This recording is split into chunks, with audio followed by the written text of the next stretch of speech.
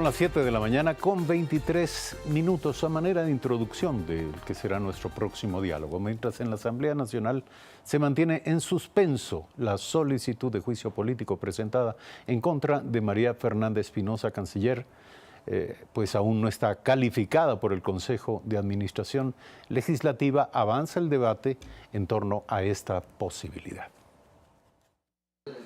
A las 9 de la mañana de este miércoles sesionó el CAL, pero el pedido de juicio en contra de la canciller Espinosa no fue uno de los temas que se trataron. Todavía no tiene informe de la Unidad Técnica Legislativa y cuando este informe exista, inmediatamente deberá pronunciarse el Consejo Administrativo. A criterio de Luis Fernando Torres, la designación de Espinosa como presidenta de la Asamblea de la ONU cambia el escenario sobre un posible intento de censura en su contra. Tendría, por supuesto, un impacto a nivel internacional y algunos podrían evaluar esta decisión del Ecuador de enjuiciar políticamente a la canciller de manera negativa. Pese a mantener las críticas y cuestionamientos en la conducción política exterior a cargo de María Fernanda Espinosa, la socialdemócrata Vilma Andrade también coincide en que tras su elección en el organismo internacional no sería el mejor momento para procesar un juicio en su contra. El triunfo de la canciller, sin lugar a dudas, también es un triunfo del Ecuador. Visión que no es compartida por quien es una de las proponentes de la solicitud de juicio, la socialcristiana Cristina Reyes, que insiste en su iniciativa.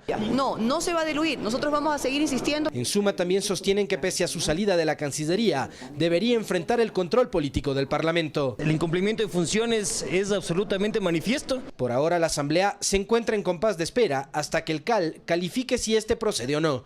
Alexis Moncayo, Telediario. 7 de la mañana, 25 minutos, como lo anticipamos. Se encuentra aquí Paul Granda, secretario nacional de Gestión de la Política. Gracias por acompañarnos en Primera Impresión. Su primera impresión sobre esto, sobre lo que acabamos de oír, avanza el juicio político. ¿Qué impacto tiene esto en paralelo con la evaluación que le pedimos, que el propio gobierno hace, de la elección de María Fernanda Espinosa como presidenta de la Asamblea General? Mire, yo creo que, Eduardo, hay que poner un punto de ecuanimidad a estos temas. Digo ecuanimidad porque estamos hablando de una elección que tuvo el apoyo mayoritario de los países de Naciones Unidas y eso no es menor. Yo creo que el triunfo de María Fernanda Espinosa es un triunfo del país. Creo que la Asamblea debería estar discutiendo, por ejemplo, sobre los temas que va a tratar esa Asamblea General de las Naciones Unidas, y es decir, cómo lograr consolidar el liderazgo del Ecuador en la conducción de esa Asamblea General. Yo creo que esos deberían ser los temas que se deberían estar discutiendo en la Asamblea. Cómo la Asamblea contribuye con criterios, con ideas, para que precisamente la conducción del país, del Ecuador, de la Asamblea General de las Naciones Unidas sea más eficaz, sea más eficiente. Mire, yo creo que... Pero hoy por hoy buena parte de los asambleístas siguen enancados en la idea del juicio político, pero ya no solo del juicio político, sino de las consecuencias económicas que esto tenga en cuanto a impedir que el Estado ecuatoriano sufrague los costos de la labor de María Fernanda Espinosa. Yo por eso decía, hay que poner un punto de ecuanimidad, ¿no? Es decir, este dato del Ecuador tiene una representación internacional de carácter mundial, importantísima. Y yo creo que hay que privilegiar eso frente a un juicio político que en función de los criterios, muchas de las veces hasta subjetivos, como su propio nombre lo dice, político, digamos, va a entrapar en una discusión interna que lo que debería ser más bien es de carácter constructiva para saber cómo o de qué manera contribuimos para que esa presidencia de la Asamblea General de las Naciones Unidas sea más eficaz. Entonces yo creo que seguramente, obviamente con todo el proceso que tiene que cumplirse dentro de la Asamblea Nacional, con todo el debido proceso que se tiene que cumplir en el interior de la Asamblea Nacional, los asambleístas serán responsables y obviamente tomarán un juicio, tomarán una decisión que sea más ecuánime, pero en mi criterio creo que hay que dar el salto. Este rato tenemos la presidencia de la Asamblea General de las Naciones Unidas. Contribuyamos para que esa presidencia honre al país y honre obviamente la conducción de esta Asamblea. Ahora, esto forma parte de la agenda política del gobierno y yo, para entender el plano general que usted tiene, digamos, que es de su responsabilidad, quisiera preguntarle, porque la política lo cruza todo. ¿Cuáles considera que son las prioridades políticas del gobierno? ¿Y cuál es el punto de vista suyo como secretario de Gestión de la Política? Mire, yo creo que hay un tema que es fundamental y acaba de estar aquí Richard Martínez, nuestro ministro de Economía. La economía es el fundamento del desarrollo de una sociedad. Para nosotros es vital que, por ejemplo, en torno a la economía, al plan y al proyecto económico urgente que ha sido presentado a la Asamblea por el presidente Lenín Moreno, que busca reactivar la economía, que busca generar empleo, que busca generar oportunidades para los ecuatorianos y ecuatorianas, tengamos un gran pacto nacional. Es decir, si a la economía le va mal al país. Si a la economía le va mal a los ecuatorianos y ecuatorianas. Por lo tanto, tenemos que todos coadyuvar, arrimar el hombro para que ese proyecto de reactivación económica genere los efectos que todos aspiramos. Yo creo que esa es, por ejemplo, parte de una agenda importantísima que debe ser discutido en el ámbito político del país. Pero me parece que también es importante, por ejemplo, sentar bases sólidas de la profundización de este proceso que nosotros hemos iniciado en el primer año de gobierno, de democratización, y en donde fundamentalmente hemos apostado a la participación de los ciudadanos. Nosotros desde el Ministerio de la Política, por línea y disposición del señor Presidente de la República, vamos a acercar el gobierno a la gente. Es decir, a través de las gobernaciones y a través de gabinetes desconcentrados. Vamos a estar en barrios, vamos a estar en parroquias, vamos a profundizar los procesos de participación con un sentido básico y sobre todo pragmático. Es decir, el escuchar a la gente para tomar las mejores decisiones y solucionar los problemas de la gente. Entonces yo creo que estos dos temas son fundamentales: participación, democracia y por supuesto el tema económico, que es la base de las oportunidades y del empleo para la gente, ¿no? Ahora, esa formulación de acuerdo nacional que usted hace, ¿incluye a los partidos políticos? Por supuesto, pero yo creo que aquí debe obviamente haber un criterio... ¿Cuáles son las señales, disculpe, que ha recibido? Porque las señales se expresan en la Asamblea Nacional y se expresan en torno a temas como este pedido de juicio político a la canciller Espinosa, que casi parece, digamos, planteado como el precio que tiene que pagar el gobierno para que tenga una oposición que equilibre la oposición dura e inflexible con las posibilidades de acuerdo. Y podría sonar incluso contradictorio. Mire, lo que nosotros estamos apostando es que el diálogo, que es el mejor mecanismo en democracia, porque no existe otro mecanismo más eficaz que el diálogo, que la conversación, que los acuerdos, que los consensos, sienten bases sólidas para que efectivamente el legislativo con el ejecutivo puedan caminar juntos en un objetivo que debe unirnos, que es solucionar los problemas del país, mejorar las condiciones de vida de los ecuatorianos y ecuatorianas.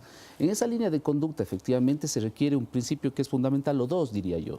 Primero, el de transparencia, el que prime por sobre todas las cosas la verdad. Y el presidente Moreno, en su gobierno, ha dicho eso. Es decir, el principio fundamental es hablar con la verdad, ser transparentes, defender la honestidad como un principio, incluso yo digo, de carácter social, por un lado. Y por otro lado, la generosidad.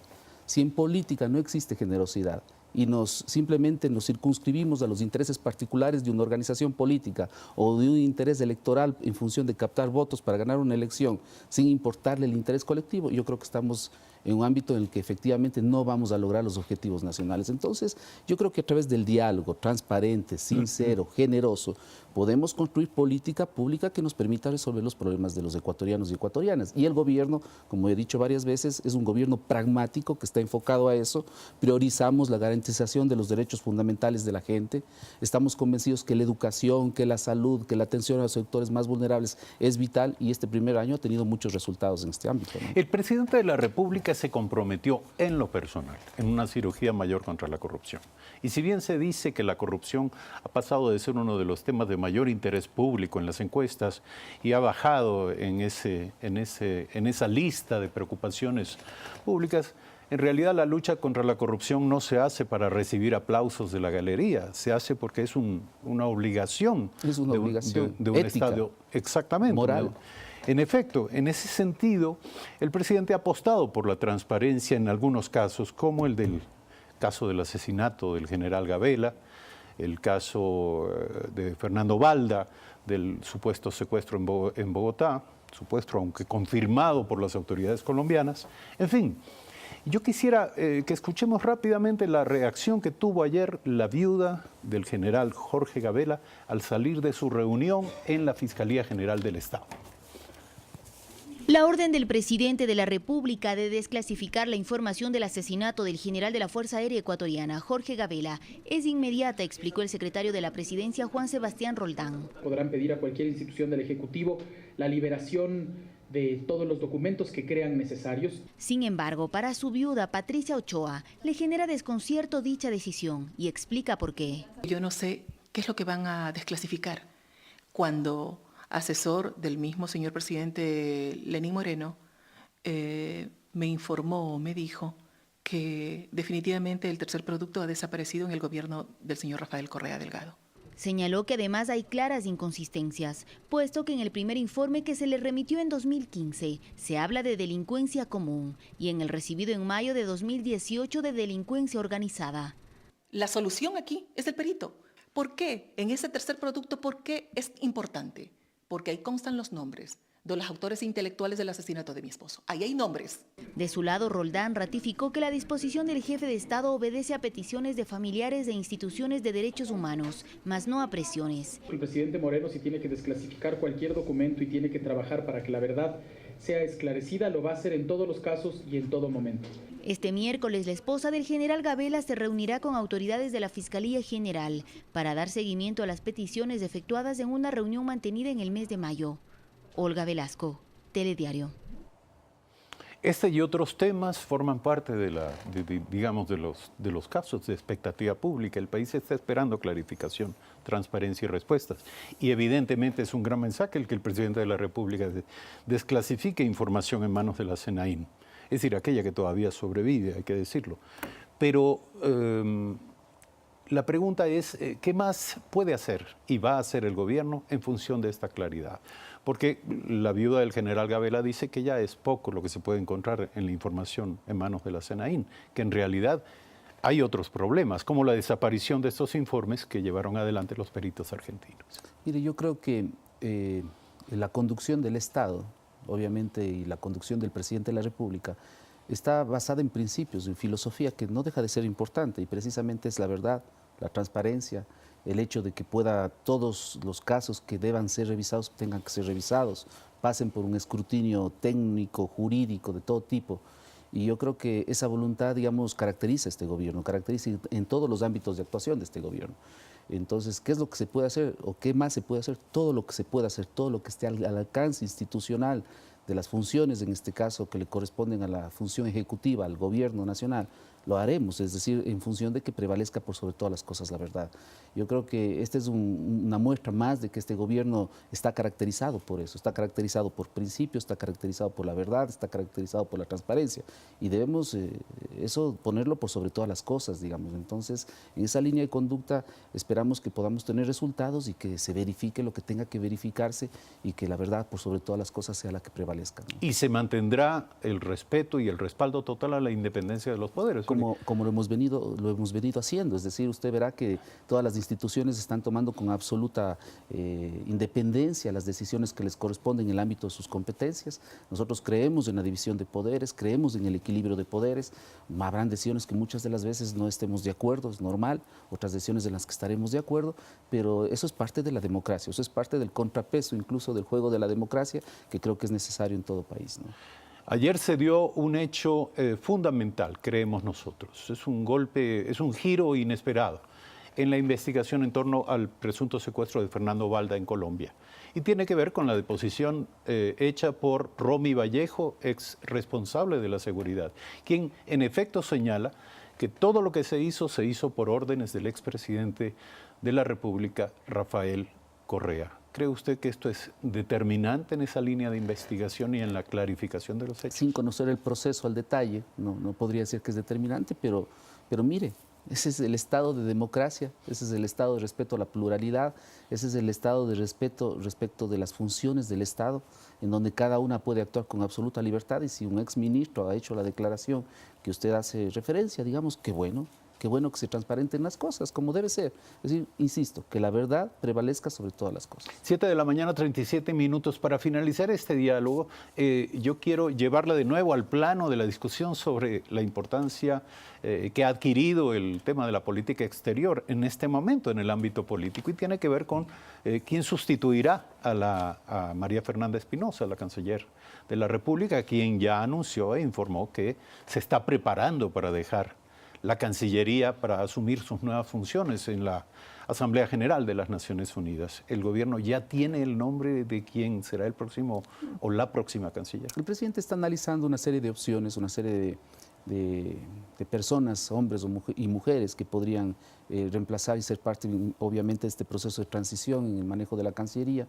Lo que se busca, obviamente, es que sea una persona que tenga la experiencia suficiente, que conozca el ámbito internacional, que siga generando ese liderazgo que hoy el Ecuador tiene en el entorno y en el contexto internacional. Insisto, presidir la Asamblea de las Naciones Unidas no es menor, eso implica que el país tiene un posicionamiento a nivel internacional, y en esa línea de conducta yo entiendo que el presidente en los próximos días podrá informar de la decisión de quién encabezará Cancillería, ¿no? Se lo pregunto porque esto tiene relación con dos hechos determinantes. El uno, la prevista visita del vicepresidente de los Estados Unidos, Mike Pence, sobre la que quiero preguntarle algo, y también el voto de Ecuador en la Asamblea General de la Organización de Estados Americanos, que constituye un golpe de timón respecto de la posición anterior del Ecuador frente al caso de Venezuela. ¿Piensa usted que estos dos factores, sobre todo el primero, la visita de Mike Pence, significará eso, la consolidación de un giro en la política exterior ecuatoriana en esta materia? Mire, yo creo que está clara la política ecuatoriana en esta materia. Primero, el respeto a la soberanía de los países, que yo creo que es vital, que los países puedan desarrollar los procesos para la solución de sus conflictos. Pero eso no quiere decir que tampoco el Ecuador no pueda pronunciarse sobre temas, obviamente, de importancia que estén afectando a las sociedades, no solamente en América Latina, sino en el mundo entero, en este caso, en el caso venezolano. Mire, nosotros hemos evaluado este tema, creemos que una medida intervencionista, digamos, no necesariamente va a resolver el problema, podría profundizar el problema, pero tampoco una medida de dejar hacer, dejar pasar. Es decir, creemos que obviamente el propio pueblo venezolano tiene mecanismos constitucionales como el de la consulta popular para que valide o no un proceso electoral. ¿Ya se ha recibido alguna reacción de parte del gobierno venezolano? Porque que conozca no, pero yo creo que es importante obviamente tener una posición que no esté en un extremo, que ni tampoco esté en el otro extremo, pero que sobre todo ataque a que sea la soberanía, la voluntad popular, la que exprese el camino que debe seguir el propio pueblo venezolano respecto de la solución de un conflicto que, claro, nos preocupa a todos, ¿no? Quienes cuestionan las elecciones, las últimas elecciones en las que resultó nuevamente electo Nicolás Maduro, lo que dicen es que se hicieron bajo la ausencia de garantías para un proceso transparente. En esa medida, llevar adelante una propuesta como la del Ecuador, una consulta popular que ratifique o deniegue el resultado de esas elecciones, demandaría garantías de transparencia. Por supuesto, pero insisto, yo creo que esa tercera vía, esa propuesta alternativa que el Ecuador está haciendo al mundo, digamos, de alguna manera es un camino para destrabar el problema que tenemos en la actualidad. Ni el intervencionismo por un lado, ¿sí?, el intervencionismo de los otros países, y por otro lado, obviamente el dejar hacer, dejar pasar. No podemos estar con una venda sobre una problemática en donde está generando un sufrimiento social. Yo creo que la voluntad del pueblo es vital, el respeto de los derechos humanos es vital, y esa es la línea del Ecuador en este tema tan importante para la región. 7 de la mañana, 41 minutos. Gracias, Paul Grandas, secretario nacional de Gestión de la Política, por estar aquí en Primera Impresión. Hacemos un corte, regresamos para hablar de la macro rueda de negocios que se llevará a cabo una vez más en la ciudad de Guayaquil.